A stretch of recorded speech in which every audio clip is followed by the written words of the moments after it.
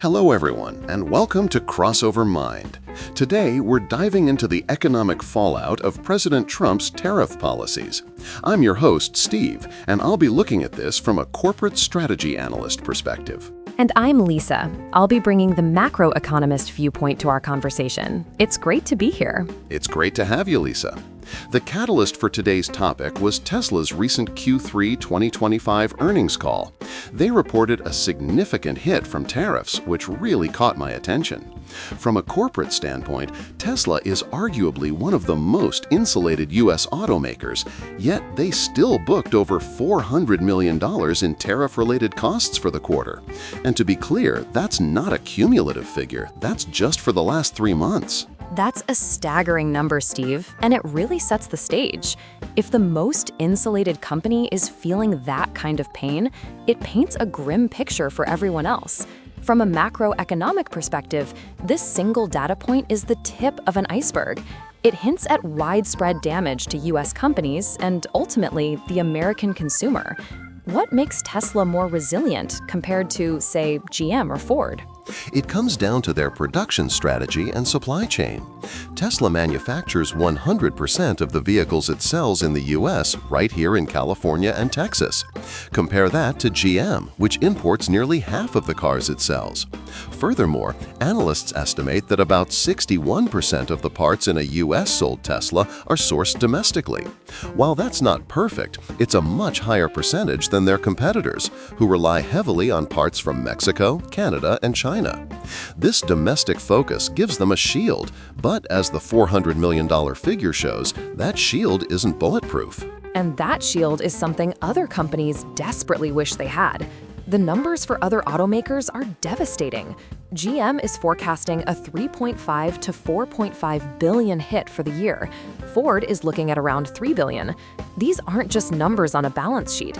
They represent a massive drag on the entire U.S. automotive sector, which has ripple effects throughout the economy. Exactly. When you look at the industry as a whole, it's a bloodbath.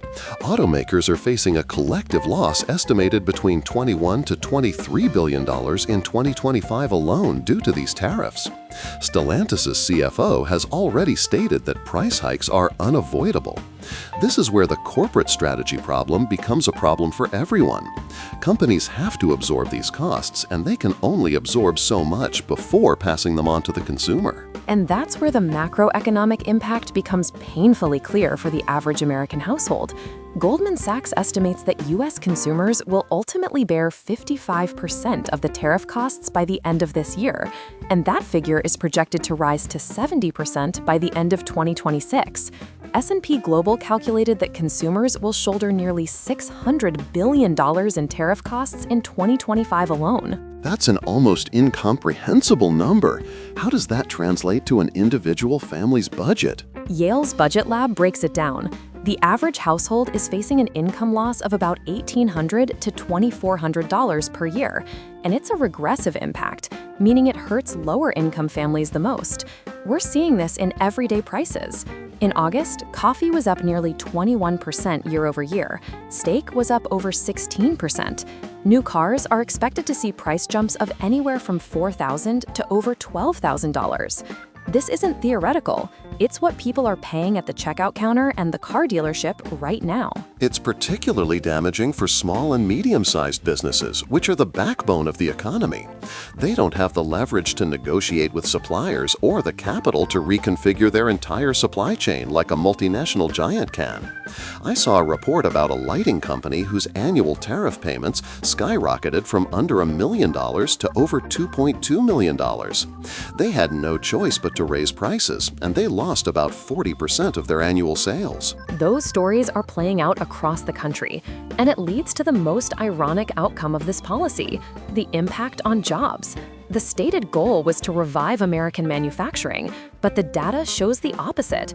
The U.S. has lost over 33,000 manufacturing jobs this year, with tens of thousands more lost in related sectors. The very industries these tariffs were meant to protect are contracting. The unemployment rate is ticking up, and economists are now putting the odds of a recession within the next 12 months at 45%, up from just 25% a month ago. So, from a corporate perspective, even the best-laid domestic manufacturing strategy, like Tesla's, isn't enough to escape the damage. For others, it's an existential threat. They are forced into a corner, eat massive losses, or alienate customers with huge price increases. And from a macroeconomic view, the policy has failed on every front.